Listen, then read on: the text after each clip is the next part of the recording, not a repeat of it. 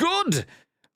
Well, it's a little bit after morning. Let's put it that way. Good after morning, everyone. Welcome to twitch.tv/iScrumplers. My name is Graham D. And do you know what? I would say Bibby is finally back after a week off, but I pretty much had a week off anyway last week. So if you're only tuning in for the scoops, then we are back. How are you all doing? How you doing, Bib?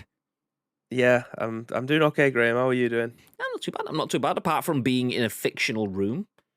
I mean, for those that are watching... I would never know. No, exactly. For those that are watching this, it appears like I'm in my usual setup, but I'm not. I'm actually in a bomb site that looks like my usual setup, so I'm using the magic of green screen to make it look like everything is normal. So, yes. Yeah. Graham can't even do dollops. We all know Bibby is the scoop hero. Yeah, exactly. I just chime in and make things look good. Bibby does all the legwork. That's what it is. I'm the cherry on the top. He's the full ice cream. Call me the scooper hero. Tito redeemed disco lights. Yeah, good luck with that, Tito. Yeah. Graham's the only one that's feeling the rave at the moment in there. Everything else is on MP4. I mean, even if I did it, do you know what? Actually, if I do it, I don't even know if you'd see. Let's do it for science. Let's do it for science. Okay, scoop, disco. You can kind of see that I phase in and out of existence. I can see it from behind through the webcam that you've got in the back of the room. Oh, that's funny. So yeah, the disco lights were there-ish, kinda. Everything's purple and gone, and then we'll turn everything back to white, so the room's lit up properly. Skadoosh. There we go.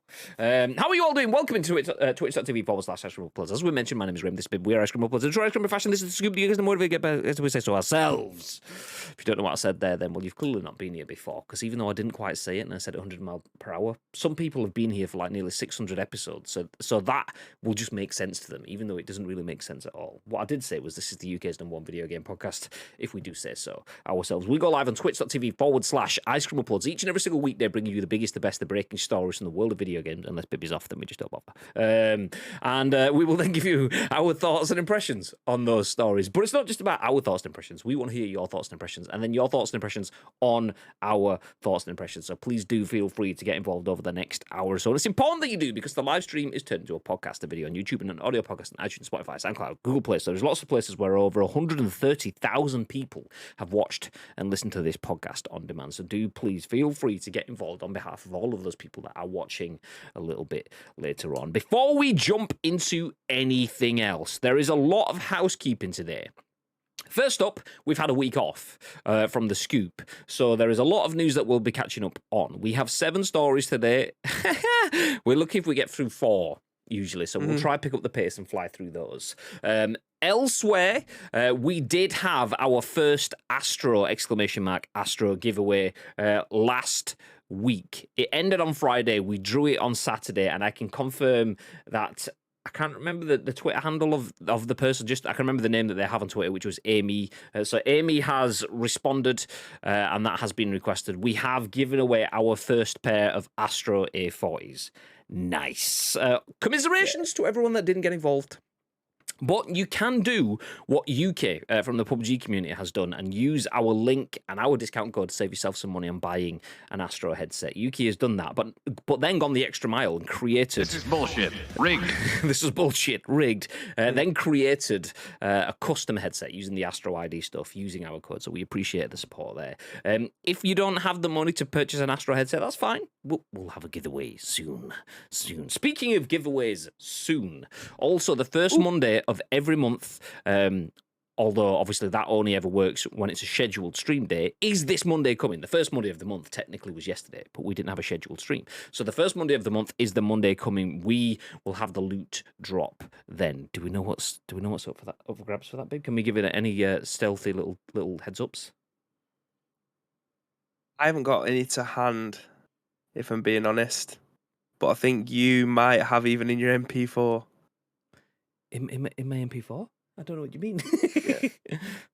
In your MP4 video that you've got playing, I've got no reference in my room to what the prize is this month, but you have. I don't know what you mean. don't know. What? You asked if we can give any hints, and there is nothing in my room here that shows what the prize is going to be this month. But even in your video that's rolling in the background that you are clearly using a green screen for, you have what the prize potentially could be in your room right next to you. Oh, I wanted you to say what it was. I was like, what you? Oh no, I'm talking about giving clues, Graham. Fucking hell. Okay. Bibby's not even just giving you the answers, making you work for it. I like it. Exactly. There could be something in your room that is visible to the viewers right now that they could be winning this month. You can see the cock's turning in my head like, what? I'm thinking, why is he not just saying it? What's he getting at here? Just tell. People are just looking around your screen going, what is it? What is it? What is it? What is it? Congratulations, you could bag yourself a scream mask. Yeah, let's go. Okay, we are giving something away this week. There will be a social asset posted, basically, once the designers are finished with it, which will let you know what is going to be up for grabs in this month's loot drop. Spoilers, you can see them on the screen now, wherever it is, you can see it. Okay, nice. Do you know what? I think Tasebad absolutely has a weird Bibby fetish, because if I'm on the stream, he jumps in, he jumps out. If Bibby's in the stream, he hangs about a bit. He always calls me what does he call me? Work experience boy. And now he's like, fire this boy. He doesn't know what to do. Tasebad, are you trying to have sex with Bib? Because it's not going to happen, mate. He likes me more than my wife. It's not going to happen. Viv says, I am here. Bibby's lips. That's what he wants. Bibby lips him. Just get it over and done with. There we go. Okay, let me jump into the split screen. Let's go, Dosh. Yeah, you will. Ah, fuck! This is not right. No, you can see now. You can see what the room actually looks like. Let me turn on my chroma key filters. Oh, it is on. What? Why is it working on that one but not on this one? Off, on. Okay. Let me tweak. I haven't actually seen what your bedroom looks like at the moment, so let's have a look. Oh, you could just see. Ooh. What the fuck? Why is it working or worky? The prize is still visible in the screen, by the way. Bom, bom, bom.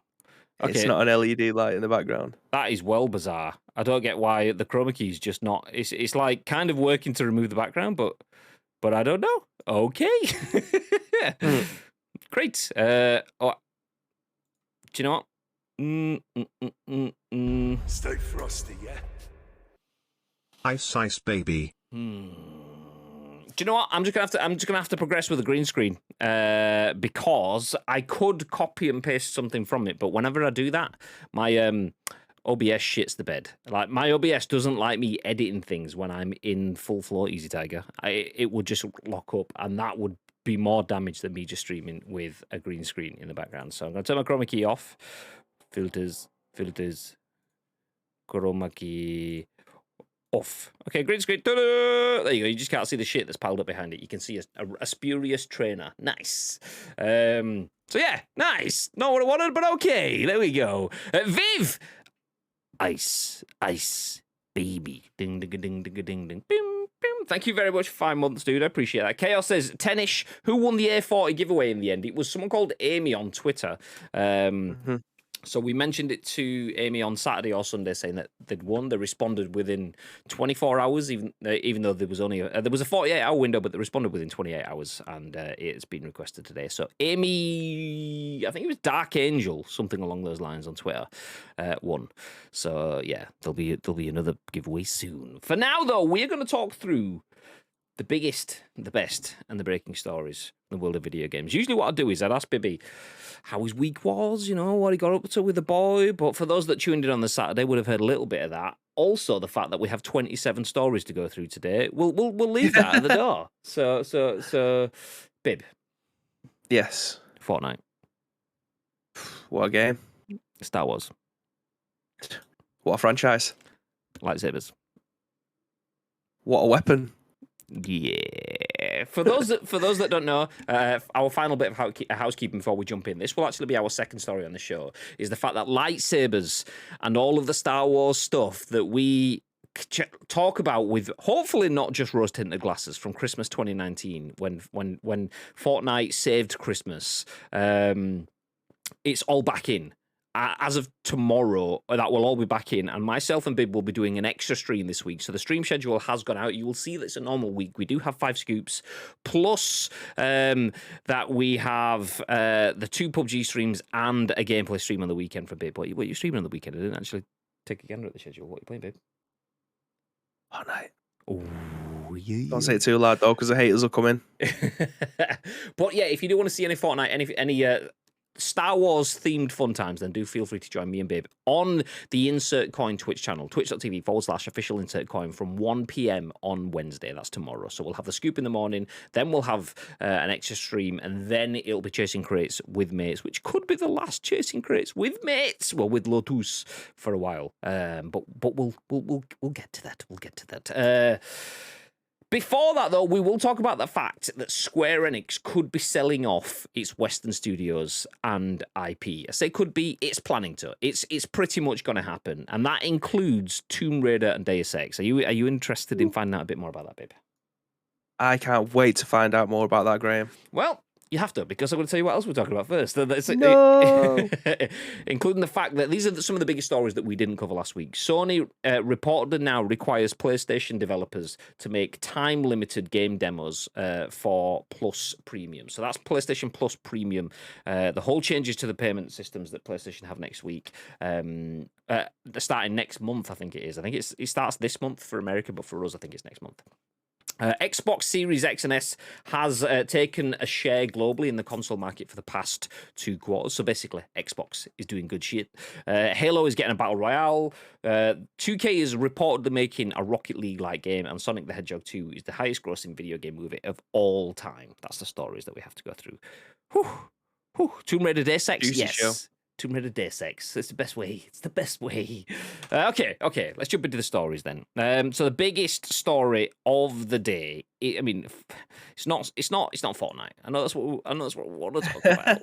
That's what we want to talk about, but that's not the biggest story. This is the biggest story, written by Wezian Pool at Eurogamer. Square Enix sells off Western studios and IP, including Tomb Raider and Deus Ex, as Viv says in the chat. Deus Ex, to Embracer Group for just $300 million. Just $300 million. So jumping into the body of the article, says Square Enix has sold off its Western studios and over 50 intellectual properties to Embracer Group for just $300 million. The sale, which is set to go through by September this year, means Embracer owns Crystal Dynamics, Eidos Montreal, and Square Enix Montreal, as well as IPs including Tomb Raider, Deus Ex, Thief, and Legacy of Kain. That amounts to around 1,100 employees. As already announced, a new Tomb Raider is in development at Crystal Dynamics, built on Unreal Engine 5. Thoughts now turn to other games potentially in development at these just-bought studios. In its note to press, Embracer said it sees an opportunity to invest in these franchises, Tomb Raider and Deus Ex, as well as the additional acquired IPs such as Legacy of Kain, Thief, and other original franchises. The deal does not include games Square Enix publishes from external studios, such as Life is Strange, Just Cause, and Outriders. The $300 million figure for the deal has raised eyebrows in the context of the huge sums video game companies have been sold for recently. Sony bought Bungie and its Destiny franchise for $3.6 billion. Indeed, Embracer bought Borderlands maker Gearbox for up to $1.3 billion. Senior analyst at Nico Partners Daniel Ahmad tweeted to say Square Enix's Western studios have underperformed over numerous titles, with the company's biggest growth coming from Japan-made mobile phone games and MMOs. According to Ahmad, Square Enix had looked to sell the Western studios for a while. In February, Square Enix said Eidos Montreal's generally well-received Guardians of the Galaxy game had undershot expectations. While Crystal Dynamics' Marvel's Avengers game continues to receive updates, it's widely considered to have been a commercial disaster. Square Enix said the sale to Embracer enables the launch of new businesses by moving forward with investments, including blockchain, AI, and the cloud. Okay, lots to take in there. We live in a world where Activision is worth $70 billion. Tomb Raider, Deus Ex, and all of Square Enix Studios are only worth $300 million. What are your thoughts, Bib? I've actually just done some googling, Graham, because it is a baffling number, really. But unfortunately, I mean, there might be a website that shows you this stuff, but nothing's jumping out to my hazy mind at this moment in time. So I've had to do some dirty googling to try and figure out how many copies of the Tomb Raider trilogy, the one that we've just had, how many of those were sold. And I can't particularly find the number. Like, if you were to find out how much a film make, it'll tell you how much the budget was and how much it made at the box office, and then everything else that goes on top of it, like a bought or home or streamed or whatever that comes afterwards. But if you was to have 300 million divided by 60, which is how much the game costs, I don't know if I was terrible at maths at school. I don't know if this is the way to do it, but apparently that would mean that out of 300 million, if you was to buy a copy for $60 or £60, it'd take 5 million copies of that game to be sold to try and make that to make that back. However, I've just gone to check, and it said Tomb Raider went on to sell more than 14.5 million copies, and that includes the trilogy collection, each one when it came out originally, and then as a definitive edition.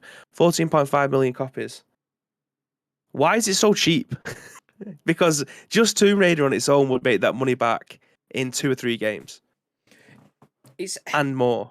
It's such a weird one. Like, like 300 million is probably profitable, but when you've got companies selling for billions, and not just billions, but some tens of billions, obviously this is not going to sell for that much. Bungie and Destiny for, what was that, 1.3 or 3.6? I think that was 3.6 billion. Yeah, 3.6 billion for Bungie and Destiny. Okay, if that's what that is, that's just one title and one developer.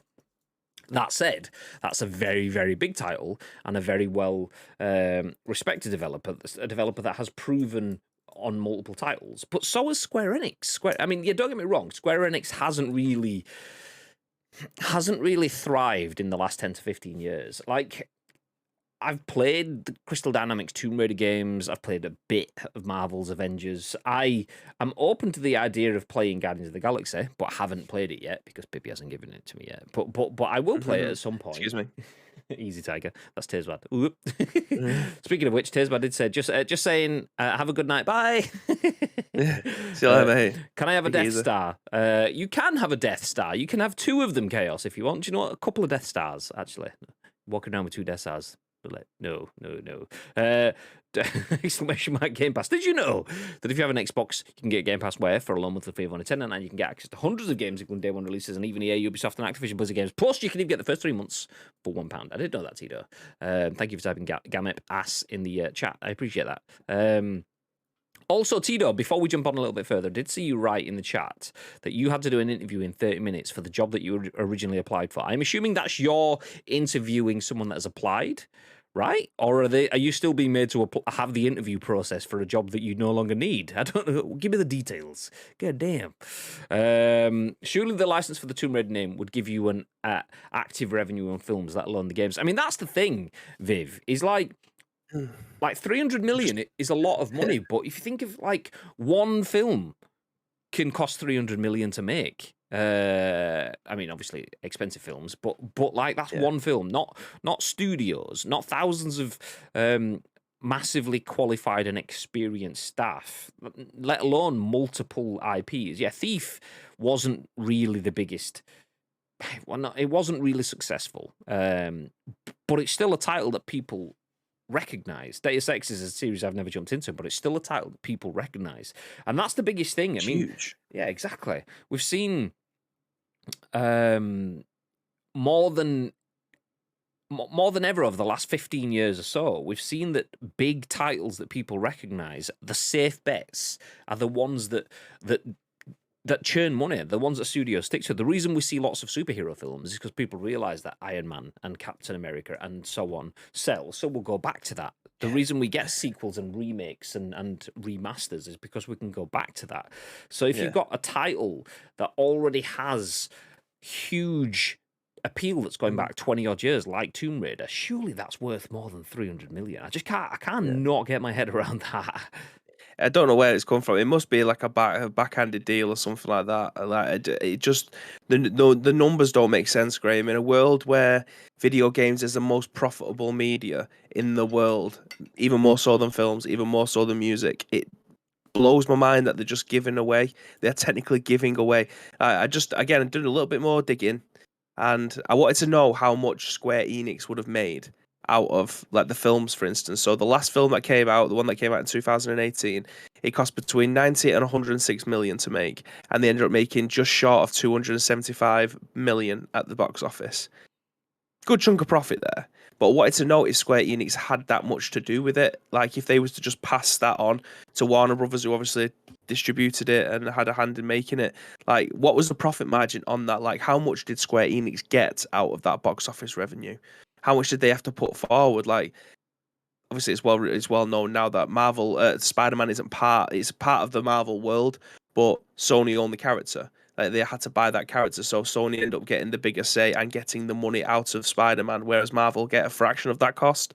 Like, what's the deal with the films of Tomb Raider? Like, I know obviously Square Enix, well, they did own the IPs. How much was they making out of that? Like, because it just feels like they're just short-handing themselves. Like, they know that it's profitable to have just Tomb Raider, and that's without the likes of FIFA, that's without the likes of Deus Ex. Like, all of these games are worth millions, and they have handed it over for 300 million. They've handed it over for free Jack Grealish's. Do you know what I mean? The thing is Bizarre. like it's surely it's a license to print money. If you look at like brands that could cross over, we've already seen Sony and Uncharted. Tomb Raider is basically that. We've seen it already in films and movies. Surely there's a Netflix series or something there. They could get Amazon to throw a big wedge at it. The thing is, as well, is it's a strong character. The lead protagonist, Lara Croft, is bigger than Tomb Raider as well. In essence, I know Lara Croft is Tomb Raider, but having a character that's as well established as that over 20 odd years is worth people's investment of time in watching a TV series. Therefore, surely you could get that's such a marketable brand for it to be 300 million, which then makes me think, why are Square Enix taking 300 million for this? Because there has been things, I mean, I can't even draw fully rounded conclusions here, because there's things like Just Cause and Outriders, which have been, I mean, Just Cause, okay, Outriders, massive flop. Huge. So, is it even still live? Probably not. And that could have been partially because it came out just at the start of lockdown and people couldn't get it.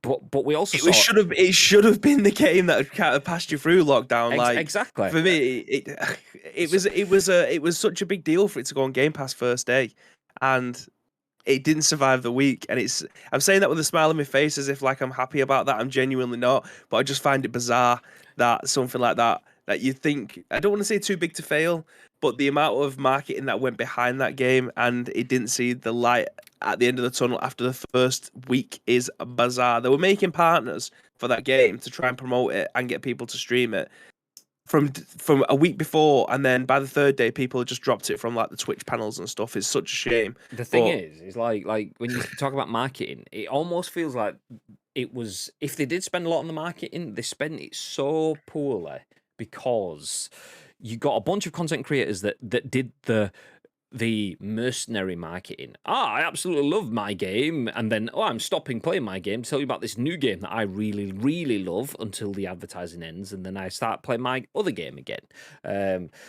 But then, like, that's fine. People still have to make a living. Content creators, like, say if all we streamed was PUBG. I mean, that's pretty much all I stream anyway. But say if that's all I did stream, and then all of a sudden started playing Fortnite, which I'm going to do tomorrow, and then didn't speak about it ever again. But like more often than not, creators that cross over, like you might find someone that is a PUBG player that is sponsored to play Warzone. And then they'll play Warzone, and then they'll go back to PUBG, but then they'll still talk fondly and openly about Warzone. I'm going to jump back in and try that again. There was none of that with Outriders. It was like, as soon as it finished, it had gone. And it was because the influencer selection was bad. The game just didn't have anything really memorable. And also, their biggest piece of marketing was the Xbox Game Pass Day 1 tie-in, which is almost kind of like, if you reading between the lines, their biggest piece of marketing was done by a first party, which is which is therefore kind of isolating half of the market by making it Xbox aligned, and also limiting the amount of money and exposure they will get off that. Their biggest marketing was to take a payout. So marketing is spending for brand exposure. They're taking a pay in to make sure that they guaranteed exposure. It almost seems like a shit. No one's going to play this. Let's do it. It's like when Boss Key were releasing games and changing them from free to play to actually full package versions because we need to get as many pounds in. Actually, let's go back to free to play. Oh fuck, we're out of business, kind of thing. It just seemed bad. Mention Boss Key. You know why?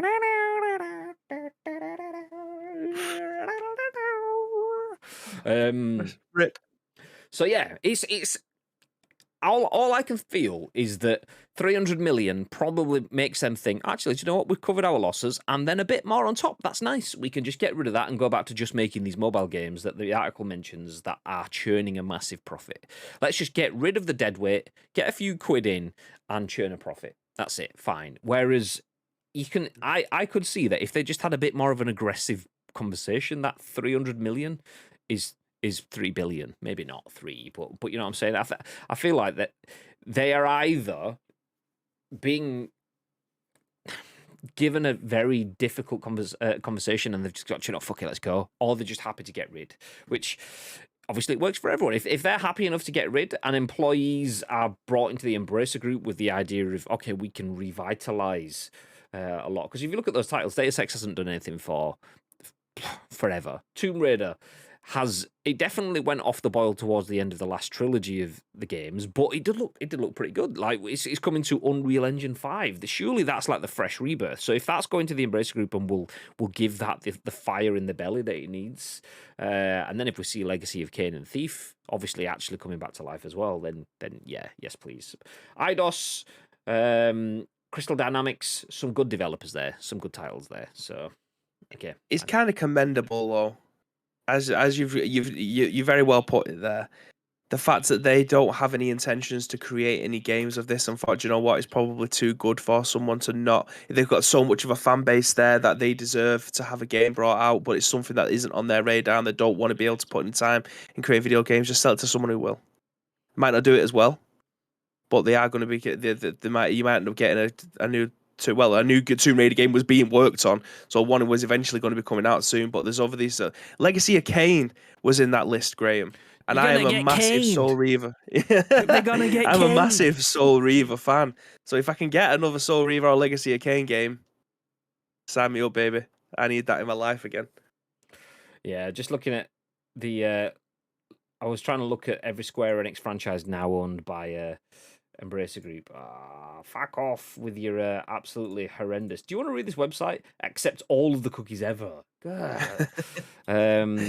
So some you might have heard of, some you might not have. Akuji the Heartless, Crash and Burn, Deus Ex, Gex, Legacy of Kain, Mad Dash. Yeah, Gex, exactly. Yeah. Gex! Yes! Mad Dash Racing, Pandemonium, Project Snowblind, Solar Eclipse, The Horde, The Unholy War, Thief, Tomb Raider, Total Eclipse Turbo, Off-World Interceptor, and Whiplash. That's just what they get.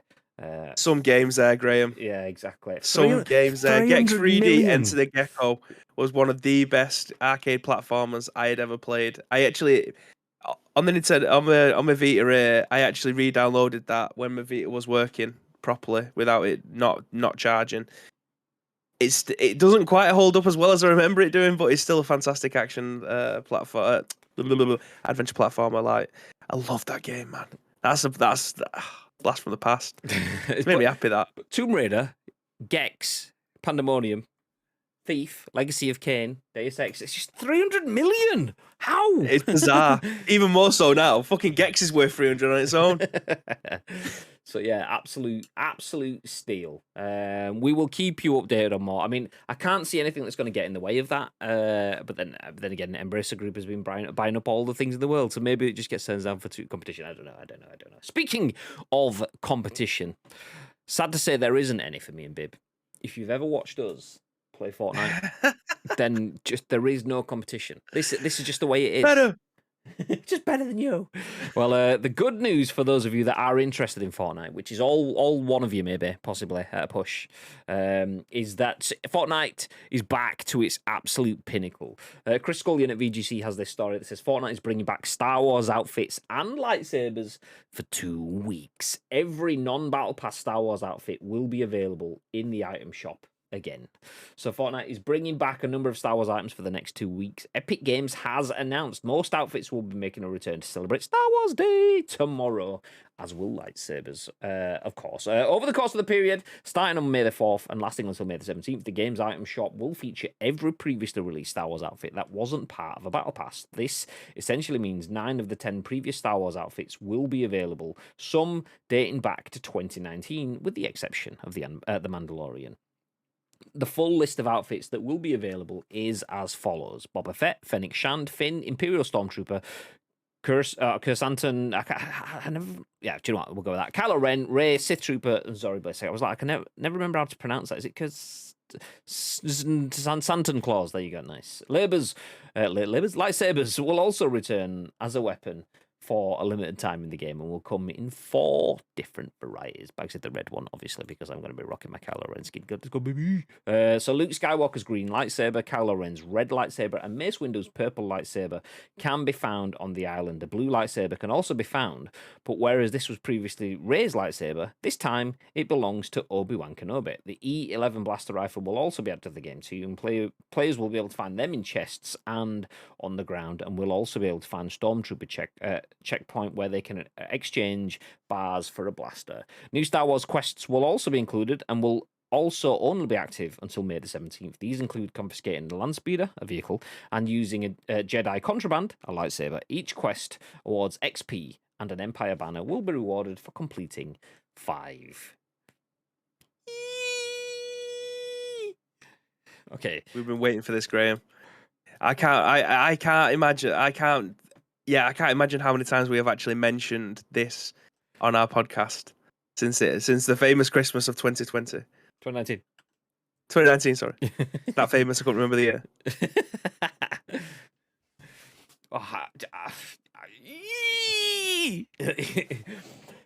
So annoyingly, this isn't going to be as quite as special as we wanted, because we were originally planning to have been in the studio. We were going to be wearing masks, we were going to have lightsabers and stuff. That's not going to be the case. We are going to be at home streaming this from home, but we do get to go back. So yes, as Bib mentioned, 2019 that's the first time in a long time I've had a proper Christmas game. I've had games that I've intended to have my be my Christmas games, but quite often you'll get a Christmas game and then you don't go. You've got too many things to do. You don't go far into it as you wanted to do. You want to plow through it through Christmas and so on. Easy tiger. But you've got to see relatives. You've got all the turkey and stuff to eat, and you just don't find the time. You've got Christmas films and stuff.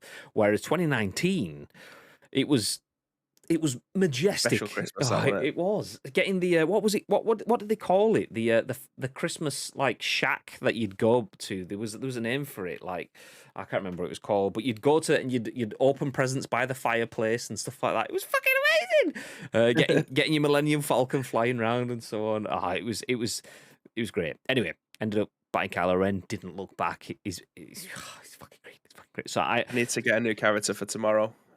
I need to have a look at them though. Like I need to have a proper look at them, because I don't think they're going to be included in the Battle Pass, because the Battle Pass is already out there, so they're not going to make any amends to that. It would just be characters for people to be able to get from the shop, and I need to have a proper look this time because I didn't buy any last time. Yeah, and I've got a lot of V-Bucks on that account that I've accrued over Battle Passes that I just keep on buying Battle Passes with them. Like I keep on accruing them. I don't buy anything else with them, so I've just got them on the account, so I can probably buy 2 characters without putting any money in. I'll bring the article back up. So looking at the skins that are on there, obviously we've got Kylo Ren there and 2 Stormtroopers. We've got Boba Fett, Fennec Shand, and is it, how do you pronounce his name? Is it Kursantan? I can't remember. The big Wookiee from the Book of Boba Fett. And then you've got Rey and Finn, and who's the other one? Is that Zori Bliss? There. So out of all of those, I mean, I was never the biggest Boba Fett fan. I'm quite respectful to Boba Fett, but The Mandalorian is better than Boba Fett for me, and I've got that already. So skadoosh. Yeah. Kylo Ren in instant win. It'd probably be the Imperial Stormtrooper that I'd go for there. Yeah, I think that's what I'm gonna do. But it's white though, innit? Stand out. It's Fortnite. Everything's like super. Yeah, everything's super colourful, but like you try not to be as bait as possible. So running around in a white suit might be a little bit too bait. I wonder, But there's. I was going to say, like back in the day, you used to have like then stormtroopers that pop up on the map as like NPCs that you could take out and so on. I wonder if you was just an Imperial Stormtrooper where you could full on like make someone think you're an NPC, have them run up to you, and you just go, "Brah! Get out!" Don't forget though, we haven't got any walls or anything on this because I have a fuck plain build when no builds there. But that was the best part, wasn't it? Because people building to die and just go nope, run up, take the whole thing down. So yeah, it's. I'm having a look now at what's already in the shop, and it kind of does fill me with a little bit of hope that I will get another Resident Evil skin in there at some point because they brought the Street Fighter ones back, which were there like 4 months ago. I don't know why they're bringing it back out. Is Street Fighter back in the news again? Have they brought them all? Because I know they had a Blanca and another one that looked like a Chun-Li skin, but it's a different character that I'm not sure who she was. Yeah, so they've got Blanca, they've got Sakura, Chun-Li, Guile, and Cammy. Ooh. See, I knew that Blanca was added recently. So that'll be why they're in, because they've just added more skins. But no Ryu and Ken, or Ryu as it should be. Oh, sorry, Ryu is in there. Oh, is it? Oh, okay. Well, yeah. No Ken though. Yeah, Ryu was always my favorite one anyway, though. So. Yeah, it's the featured items. I don't know any of them. Some of them look pretty cool. Oro's in there though. Do you remember King Midas? That was in there. That was always the rumored thing. He turned into a skeleton with his crown, but it was actually Oro. He's in there now. As well for you to be able to get, but it's way more expensive than everybody else. Like if you wanted Guile, he's 1,600. If you wanted Oro, he's $2,000. Bad news, babe. Lucas says Resi Evil was literally in the store last week. No, it wasn't though. So don't fucking lie to me because I've been looking every single week. I don't even know you guys, but know this, but I still play Fortnite. So don't fucking piss me off, man, because I've been waiting for this since it came out of the game in like 2020, I think, when the Resident Evil 3 came out. There is a Fortnite skin tracker or something like that. Is that it? Nah. Resident. Let me see. No. Because they had a Chris Redfield and a Jill Valentine, and I really wanted the Jill Valentine in the Stars uniform because Fixer's got it, and I fume every time he plays it because he uses it. Chris Redfield's last item occurrence was 1 week ago, the 24th and the 25th of the 4th, 2022. No, it wasn't. Then before that, it was 2 weeks ago. No, it was the 23rd, the 24th, and the 25th. Then before that, it was 4 months ago. Then 6 months ago, when it was in. No, it's not. Why are you messing with me? Literally, I'll put this on screen for you. There you go. So, Chris Redfield description: mansion incident survivor and boulder enthusiast. Price 1,500 V-Bucks at skintracker.com says. Item shop occurrences 25th, 24th, 23rd of the 4th. No, if you pause it, you can see the moment where his heart rips in half.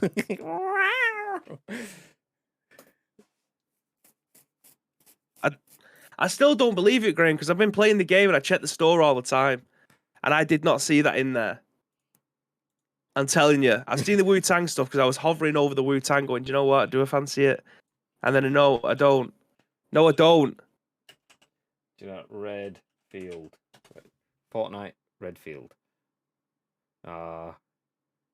Just seeing people. I was genuinely looking on like key sellers and stuff like that to see, because you could buy like the Last Laugh bundle and have the Joker back in the game again, and he was in there from like last year. If you really wanted that, you can buy the download voucher for it. But there's nothing for Resident Evil. No, I can't see it. I was just having a look then just to see if Fortnite had tweeted about it. But should that green screen post something to us? It should do. It would do if it was on this screen. But for some reason, it wasn't. So like if I go to this screen, I've turned my chroma key off now because it wasn't working on that last one. But if I turn my chroma key on, I might have broken it tinkering previously before. I have broken it. So like, It was something like that. There you go. That's what it should show you, but it wasn't working quite properly on the split screen. So I'll sit there like this. So rather than it not working or should be working or whatever, I just thought I'll just turn it off because if I change OBS once I'm live, it crashes more often than not. Not always, but it often does. So I just left it. I turned it off and just thought, you know what? It's only a green screen. It'll do for one episode. So yeah, there you go. You see, I've just typed in Resident Evil and Fortnite into Google and clicked on news, and the last thing was from the 23rd of October 2021 when they initially came out. So I'm not going to cry about it more. I'll get deeply upset. Also, can I have the link to the IP Square Enix thing? You can. This is the link. So this is the Eurogamer article. Bosh. I always hated getting the blue Ryu. That's why I would choose Blanca and jump over you to shock you because I knew it was hard for you to use the Hadouken from the right hand side. Yeah. It was other way, like having to go like rather than left to right, having to go right to left, like boom, Hadouken. Anyway, do you know what? We'll move ahead. Do you know what? One thing I did actually want to notice, I did want to mention out, point out because I did notice it. This article, The Guardians of the Galaxy, has been tested for the PS Pro and Xbox One X. Guardians, Gaurdians. What is that? Guardians? Guardians? I don't know what it is. Sorry. Typos. I just love it when you got an article that's like pointing out how stupid something is, and then they have a mistake in it. Oh no. But anyway, and they sold Deus Ex. Yep, Deus Ex, Tomb Raider, Legacy of Kain, Gex, Pandemonium. Stuff. Do check. Thank you. I have to go back to work now. Bye, Lake.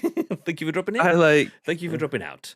So yeah, if you did miss that, Fortnite is back in the Star Wars grind. Tomorrow is May the 4th. That is Star Wars Day. And as a result, all of the commercial skins, not the Mandalorian one that you got through the Bounty Hunters Battle Pass a couple of seasons ago, all of the ones that you could purchase are now available again. Plus, lightsabers are back. So myself and Bib are going to be playing it through that for 3 hours tomorrow on twitch.tv / I'm typing exclamation mark, insert coin. There we go. Boom. There you go. That link, official insert coin, twitch.tv / official insert coin. Also, they do sell badass merch, which you can buy using our discount code ASU22. Save yourself 20% off. Nice. We don't earn on that, by the way. Just saying. Okay, next up, and we'll pick up the pace with the articles now. This is a story from last week, but obviously we weren't around covering the news, so we've got it for you today because it's a big story. We've got a few stories from last week that we've brought forward just because it's worth catching up. So Tom Phillips at Eurogamer has this one. It says, Sony reportedly now requires some PlayStation developers to make time-limited game demos for Plus Premium, at least 2 hours long. So if you missed this last week, this is actually quite a big move from Sony. So the pricier new PlayStation Plus Premium subscription will include time-limited game trials, and now Sony has reportedly informed some developers it will need to ensure it provides them. According to a game developer report, PlayStation has updated its developer guidelines to state that a game demo lasting at least 2 hours will now be required for any title which costs $34 or higher, which is around 27 quid.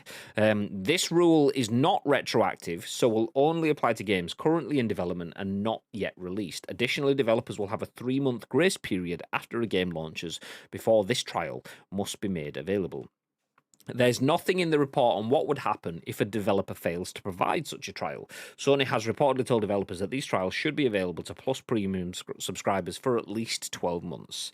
An alternative custom demo can also be provided, not needing to be 2 hours long, but this will only be approved on a case-by-case basis. This afternoon, Sony emailed PlayStation Plus subscribers with a breakdown of what to... Do you know what? We don't need to know about pricings and stuff like that. We've gone through that sort of stuff. If you missed it, I'll give you the quick fag packet catch-up. PlayStation Plus Essential, PlayStation Plus Extra, PlayStation Plus Premium. If you're looking at pounds, it's either going to cost you $49 a year, 50 a year, 84 a year, or 100 a year. That's your 3 price tiers. They have different elements with them. If you want to know what they are, you can jump through those. We have done that previously on the show, but for now, we're going to focus on this specific element. Obviously, PlayStation Plus rejigging its stuff for... I've just read them all out and completely forgot them. Essential, Extra, and Premium are the names of their pricing structures. Breaking it out like that, you need to have some form of justification to get people to pay more. Also, you need to have some form of justification to have a subscription service that's not Game Pass or is Game Pass, or how do you catch up with Game Pass in today's world? And that kind of feels to me that's where PlayStation are going for here. Game Pass gives you access to all of Xbox's games off the bat. PlayStation doesn't have that. But what PlayStation is making developers do is give people access to 2 hours of every game that's over 27 quid, which is the majority of games you have to feel. Anything that's not small indie stuff will have to have a 2-hour developer trial. Great for users, not as great for developers. What are your thoughts, babe? Yeah, I agree. It's just another thing for them to be able to worry about, and plus, how many demos have come out, and people have been able to reverse engineer them to be able to not necessarily play the full game, but an extended version of it. Like, you're kind of holding them to ransom here. If it's going to be that aggressive, like, you can't have your game in our marketplace unless you make a demo for it. They just won't make games for PlayStation anymore. It'll take more resources that a lot of times they're already under huge amounts of pressure anyway, and now they're being told that they have to potentially have another, I don't know, 3 weeks worth of work put on top of it for them to be able to create something that's separate from the game. It's not just a case of, I'm going to use an example here. If you are editing a video in like Adobe Premiere Pro or something like that, you put the full 20-minute video in there, you chop off the first 10 minutes, you chop off the last 5 minutes, and you got 5 minutes of content left.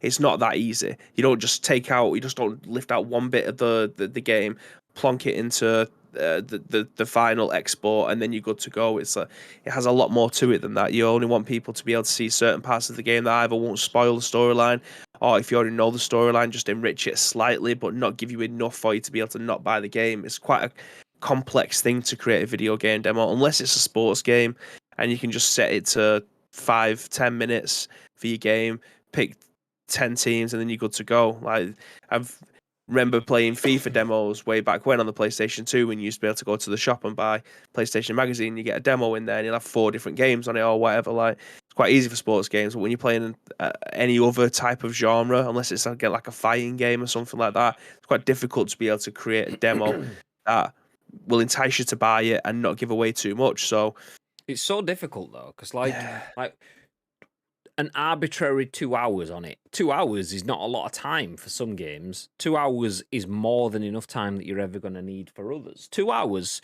is not a lot of time for some games for one person, and is more than enough time for games for other people. So let's give you Elden Ring. People are sinking 80, 100, maybe more hours into Elden Ring quite comfortably. But then speedrunners are running through it in 11 minutes. So 2 hours gives you the chance to play through Elden Ring 6 times, 7 times, 8 times, 9 times, 10. So, like, it's such a weird one, such an arbitrary number. And as a user, I like the idea of it. For me, I'm thinking, do you know what? This is great news, because if I'm thinking, okay, I want to play. We've just been talking about games that we can play tomorrow. So we're obviously playing Star Wars tomorrow. In Fortnite, we were all also discussing playing Star Wars in Battlefront, Star Wars Battlefront 2. And that's a game I've spoken about before. I purchased the game expecting it to be as good as I wanted it to be, because the first one was great. Even though it had a lot missing, I thought the second one was going to be better, and it was shit. But a 2-hour jump into that wouldn't have been enough for me to finish the story, because that took me about 7 hours, and it wouldn't be enough for me to scratch the surface of multiplayer. So it would be enough for me to get a hint of, actually, don't really like this game. So that could have saved me 70 quid off the bat there, that 2-hour access to that. So that for me is a good thing. Elsewhere, I remember playing Overcooked in the office. It was free to play. On PS Plus, me and Bibby played a little bit of it, took it home, and then me and Danielle have played through every bit of overcut content that there has been since then. And that came off of what was effectively a demo. It was PS Plus, but I got that game and played that game and invested my time into that game off the back of a demo. So they can work both ways. They can either stop you getting into the game, or they can push you into getting involved in the game. I love that idea, because I do feel that because I don't have much time, because I obviously spend my time in the video games industry, not so much in the video games anymore, because I have such little time, and I have games coming in from multiple angles, because we're quite blessed to have different publishers that we work with that supply us with copies of games and so on. That for me, which probably is relative to other people for different reasons, just going out and spending 70 quid on a video game that I don't necessarily need might be a bit of a hindrance for people to get in. So giving people 2 hours access to a game is a great thing. But the rules and stipulations of you have to have the game. If you have to have a game that's over 27 quid put on. I mean, why 27 quid? Is that some sort of like indie developer protection? And surely lots of indie developers are making games that are more than 28 quid. Do they then have to go, actually, do you know what? Let's chop it down to 27 quid, because I can't be asked making a 2-hour demo and give them access to my game. What if I am an indie developer that I'm making an entire game that's like a story-driven thing? There's some exceptional indie games that are 45 minutes long. I can play through that twice and then still have half an hour left in my 2-hour demo. Does that developer then have to go out and do something else that's just like, oh, you're just in a sandbox part of the world? You don't actually do any of the story because it's dialogue driven. You can just do that and get to tinker with the controls for 2 hours. I don't know. It's such a weird one. I love the idea. I love where PlayStation are coming from, but it just seems a bit, I don't know. Difficult. Yes, it is difficult. It's just another headache for people, which they didn't need to have. But it's I mean, 2 hours for a demo is a long time. That's a long time for a demo, even if it's something like Far Cry, which is a ridiculously large world, or Assassin's Creed, something like that, or Skyrim. Like, what can you do in Skyrim in 2 hours? Nothing. I'm telling you, you can do nothing in Skyrim in 2 hours. So I don't know. I don't think I'd even if I had the choice, I don't think I'd play a demo for 2 hours. Yeah, I just think it's far too long. Some games you'll get a good flavor, but like you say, some games you just won't. It's such a weird one, because it's like, and time limit in it as well. Like, surely you'd be like, okay, let's make it. We want you to make a demo for your game, and you should have ballparks in it. We think you probably, if you're doing a story game, maybe give people a couple of hours. If you're doing a sports game, maybe give people access to half a game or something, or play as much of it as you want for a couple of hours, because sports games, you need the time. It's all about the time sink rather than just whereas if you got other games, it's a get people used to the controls. You can't, telling developers that your demo needs to be 2 hours long just seems like a one size fits all approach kind of thing. And it's like you say, Was it a minimum? It was at least 2 hours long, is what the tagline of this article says. Demos lasting at least 2 hours now will be required for any title which costs £27 or more. That's ridiculous. Like, genuinely, such an it needs to be arbitrary pushed back number. Like, I get what you're saying. We want to give access to games to all sorts of people, to make people feel like we've got access to all the games like Game Pass has. We want to give people an idea of what games they want to invest their money into, which is commendable. I appreciate that. It's just a weird way of doing it. So yeah, there you go. PlayStation is forcing developers to make 2-hour demos of every game that is not in the bottom levels of pricing structure. Anything £27 or above, or around £27, it's actually $34 or higher. So I think it was like $34.99, but I could be wrong on that. So it would be $35 or higher, but I'm not entirely sure. I'll just go what this article says: $34 or higher. Anything that or above, and then you have to make a 2-hour demo that is available exclusively to PlayStation Plus Premium subscribers. If you're a PlayStation Plus Premium subscriber, you can jump in, you can play that demo. The demo doesn't have to be out on day one, which is, that's the only thing that I can feel that's kind of good in there, is the fact that if you are a developer and you are putting a game out, giving someone 2 hours of access should be up to you as to whether you should do that. You shouldn't be forced into it. So I can imagine a lot of these developers that are kind of, I don't want to use the phrase on the breadline, but I will do, that are on the breadline. They aren't as affluent.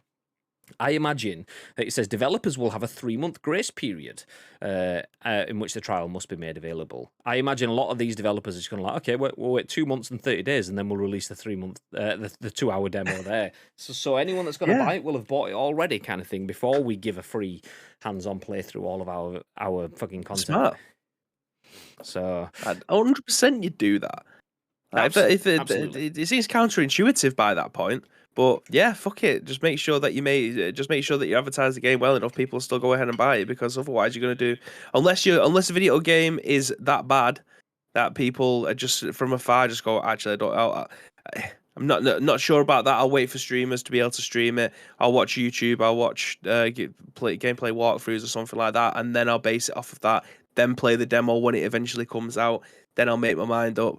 There's going to be a lot of companies that won't be getting money through the door straight away, and I genuinely do feel like it'll probably put a lot of people off if they know they have to spend more time and resources creating something just to get through the PlayStation's gate. It's such a Nintendo move. I can't believe Sony are doing it. Yeah, absolutely. The thing is, like, Microsoft have done this before. Microsoft used to make developers make demos, and then I'm a big fan of demos, and I think the games industry in general is. We have seen more of a push towards not so much just demos, but betas and early access and free to play and stuff like that. People have wised up to the fact that letting people play stuff that's good often usually means that people go, "Oh, this is good," and then they play it.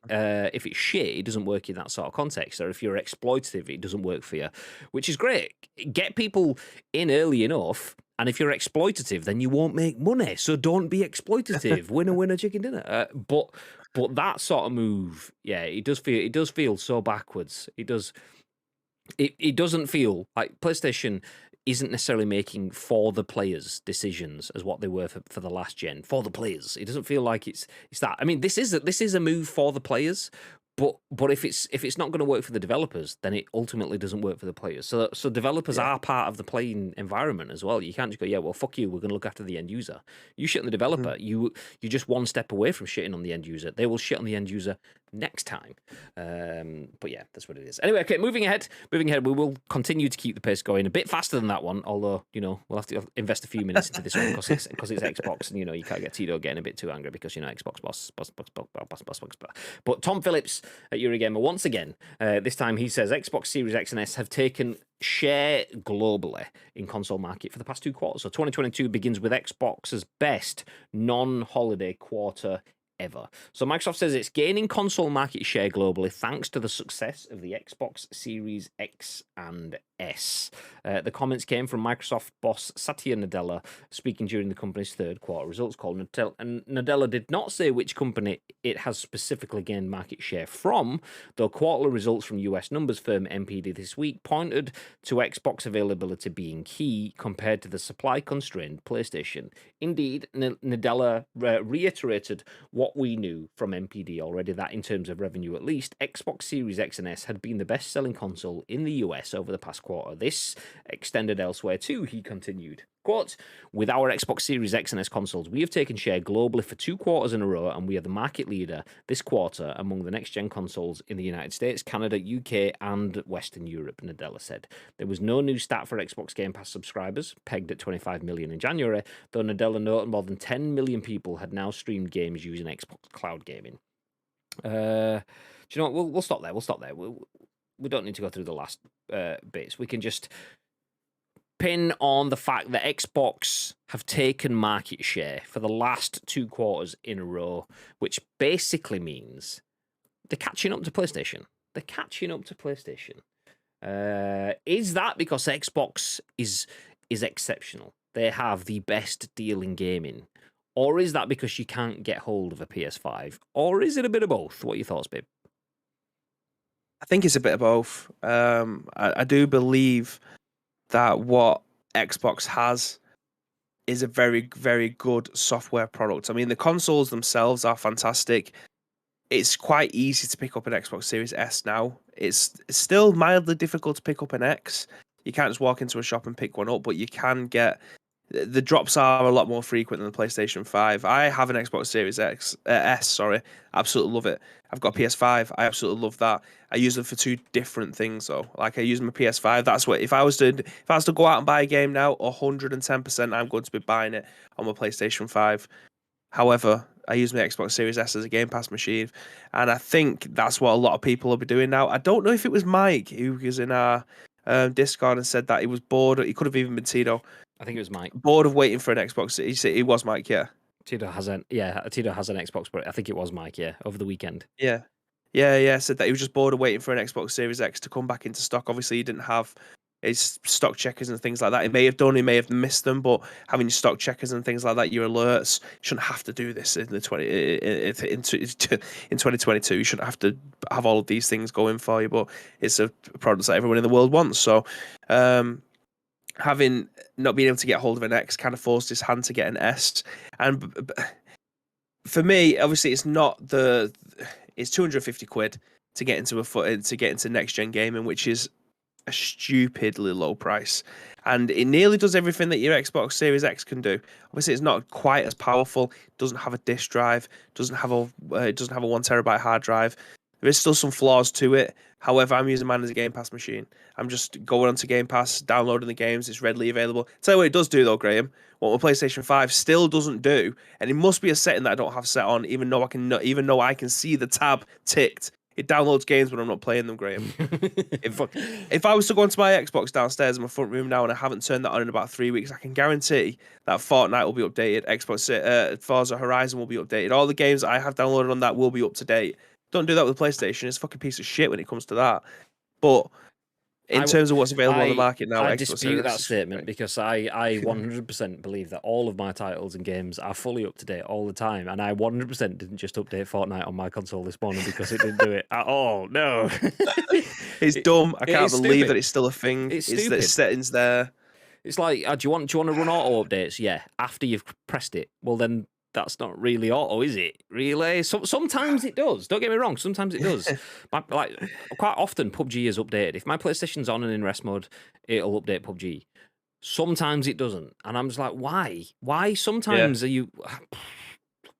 I'd say what it does auto download, Graham, when you turn the console on, which again, counterintuitive. But it is what it is. I mean, Xbox Series S is available. People can get their hands on them. It's stupidly cheap. It doesn't surprise me, or wouldn't surprise me, if it got round to Christmas still, and we're still in the same situation. You can't buy X's or PlayStation 5s. That again, this will come down to being a very good Christmas present for people, especially for kids. Like if you've got an 8 or 9-year-old and they're slowly getting into video games, you've weaned them off of your SNES from 25 years ago, 30 years ago that you just had lying around, and you wanted to start them off something like Mario. It's the perfect console to be able to gift. It's a genius move as well, though. So, like, being able to take market share globally for the past 2 quarters, if that is down to the Xbox Series S having more accessible components, obviously we're still in a microchip shortage that we're going to be. They call it the semiconductor shortage. We're going to be in that for the next 2 years, probably still. And that doesn't just affect the PS5 and the Xbox Series X. It affects your car and your iPhones and your graphics cards and so on. So speaking of graphics cards, we saw Nvidia go, do you know what? People can't buy the 3080s. Let's just make a fresh batch of, was it 2080s or 1680s or something that didn't use all of the top spec chips, because they were like, we can get access to these. We can sell these. And people were like, who the feck is gonna? And then they sold them all. They sold every single one of them.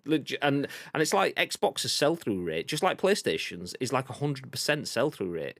So people want Xboxes. I bet Xbox thinking, do you know what? We wanted the Xbox Series X and S. The S was more of a value proposition. The good, better, best. If you got 3 tiers, good, better, and best, people often look at it and go, well, good is it says good, but it's basic, and best is obviously the top one, so that's expensive. I'll go better. People go middle road, and that's kind of where they were. Okay, you've got good, better, and best. Good is your Xbox that you've got now. Best is your Xbox Series X. You could just get a Series S, which is a bit of both, and halfway through, and people, and they were thinking, okay, we might see that as a way that people just step into the next gen. That's people just going, fuck it, yeah, I'll take it now. So I bet they didn't realize. I mean, obviously nobody could have realised how much of a shortage we would have of semiconductors at this point in time. But I bet PlayStation are thinking, fuck, why didn't we just do a PS5 Lite? If we'd have just had a PS5 Lite, then yeah, we could be doing that same sort of stuff too as well. So yeah. You think if someone was in marketing, or just someone on the floor somewhere would have gone to guys, if we can get the S's out, just get them out because it's better than having nothing. And they go, do you know what? You're absolutely right. If the stock on the shelves for people to buy, if the stock is still there after a certain amount of time, it's not what people want. But I can guarantee you're slapping S's out on the shelves, people will take them. They might even buy two because they know people can't get their hands on them. I don't see S's being scalped. That's the difference at this moment in time. I can't. If I go onto Facebook, To be fair, Marketplace, if the S got scalped, it'd just be calped. Yeah.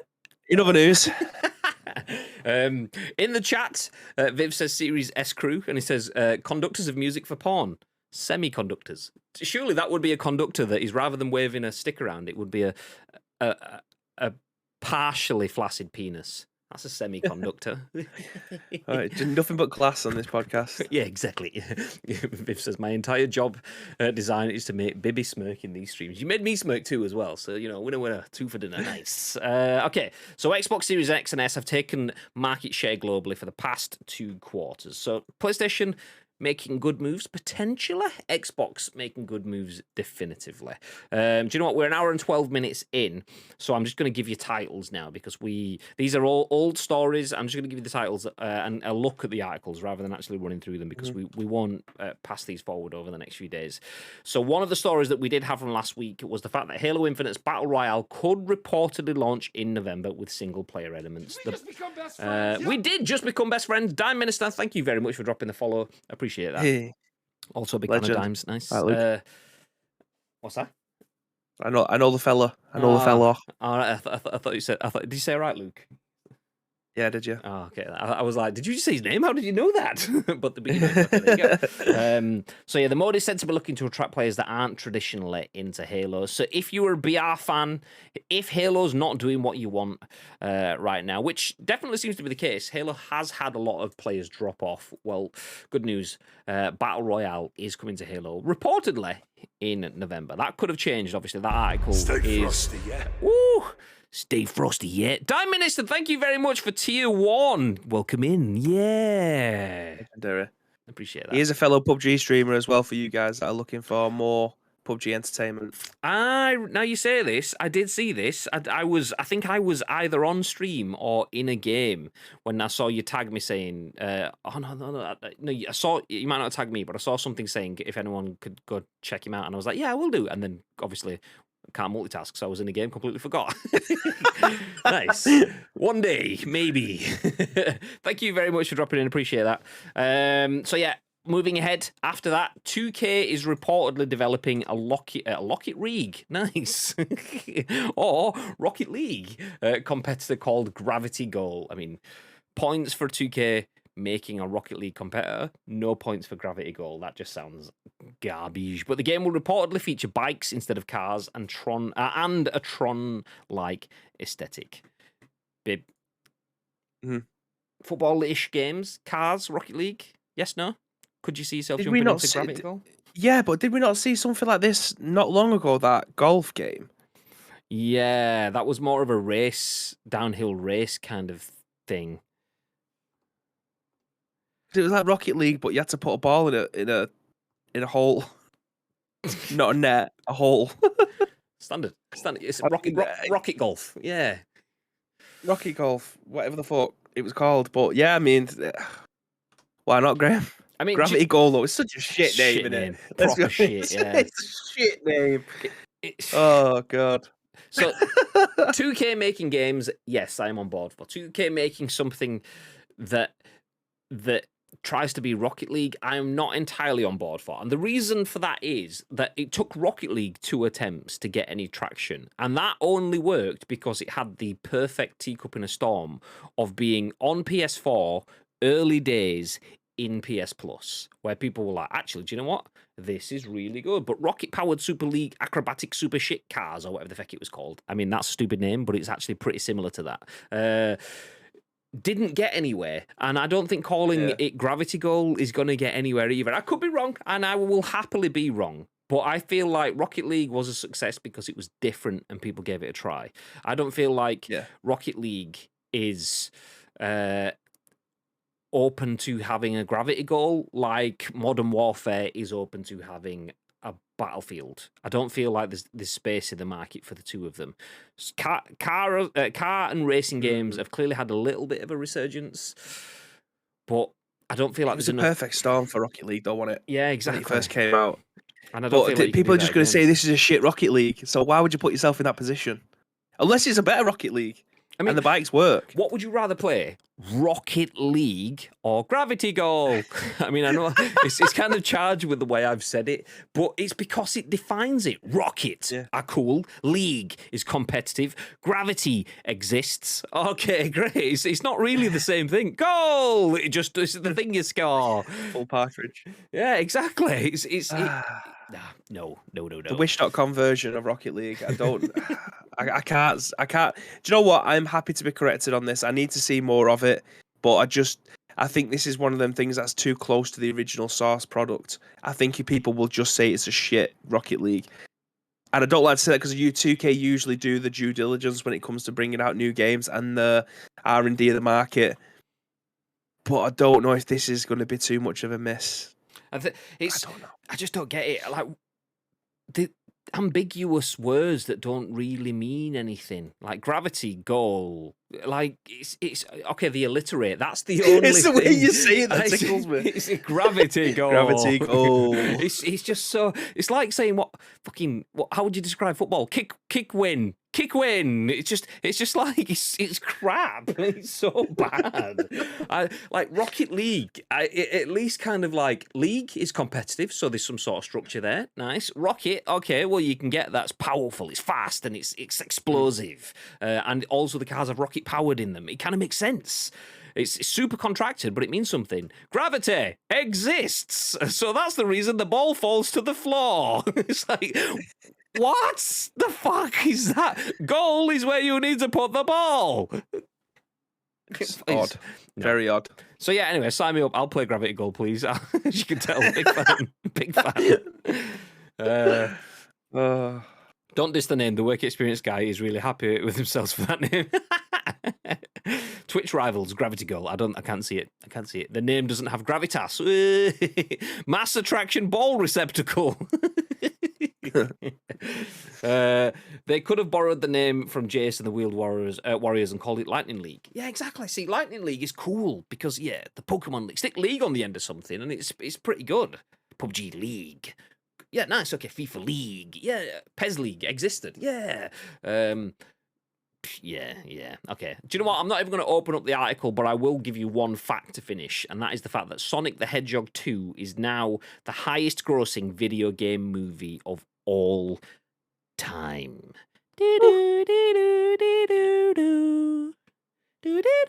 Okay, it's such a good film. Such a good film. I've not seen it, to be fair, the second one, but the first one I did watch a couple of weeks ago in preparation for seeing the second film.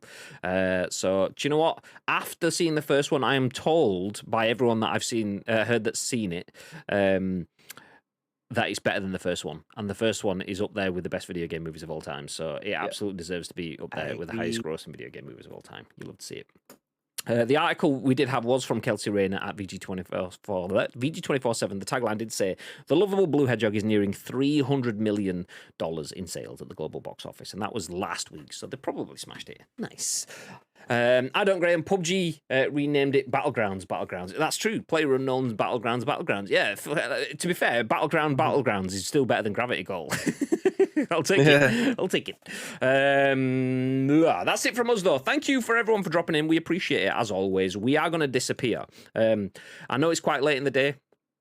Just a busy old week. We have had a lot of time to catch up on, a lot of news to catch up on as well, so it's just one of those things. But we appreciate anyone dropping in nonetheless. Remember, though, that we have 3 streams for you tomorrow. We will have to be on early doors, whether we like it or not. tomorrow because we have 3 streams. We're going to be on at 10ish with the scoop, then at 1 for our Insert Coin crossover. Do feel free to join us as we play Fortnite over on Official Insert Coin. And then in the evening, I will be back for what could be the last Chasing Crates with Mates stream on a Wednesday with the Lotus Triggermeister for a while. So do feel free. Gravity goal! GG! See, there we go. We've got a gravity goal emote already built in. Nice. So we're going to disappear now, though, before any of that happens. Mr. Bibb, is there anything you'd like to add? Yes, again, thank you very much for joining us for the first episode of The Scoop this week. We very much appreciate all your support, all the subscriptions, all you guys that have been following, and all the comments in the chat. We very much appreciate it. But if you do want to help shape tomorrow's show and get included in all the other news that we've ended up not going through today, and there's 2 ways that you can do so. First of all, find us on social media. It is at Ice Cream Uploads across all major social media platforms. Or alternatively, if you're watching this on any of our on-demand services, go into the description below. All the links that you require will be listed there for you. But all we need from you is URL plus your thoughts and impressions. We will then give you our thoughts and impressions on the very next show, which will be at what time tomorrow, Mr. Graham Day? Well, that will be at 10 a.m. Ish. So we do go live at 10 a.m. ish. Sometimes it's a close-ish. Sometimes, like today, it's a bit of a far-ish because we work in the video games industry and we do the work stuff first. We are part-time streamers, as you can tell, because I can't even speak. Goddamn. So we are part-time streamers. So we do bring you the news and the content wherever we can, but obviously the work stuff that does come first, which is why we appreciate you all for dropping in whenever we do go live. Obviously, consistency is key, and we do bring you that as much as possible. But if you want to know when we go live, if it's not at 10 a.m. on the money, just drop us a follow on Twitch, and that way you do get notified when we do go live. Or you can follow the social channels as well. You'll get all the links from there. For now, though, we are going to disappear. Have a beautiful Tuesday. We will see you for 3 streams tomorrow. Until next time, stay frosty. Stay frosty.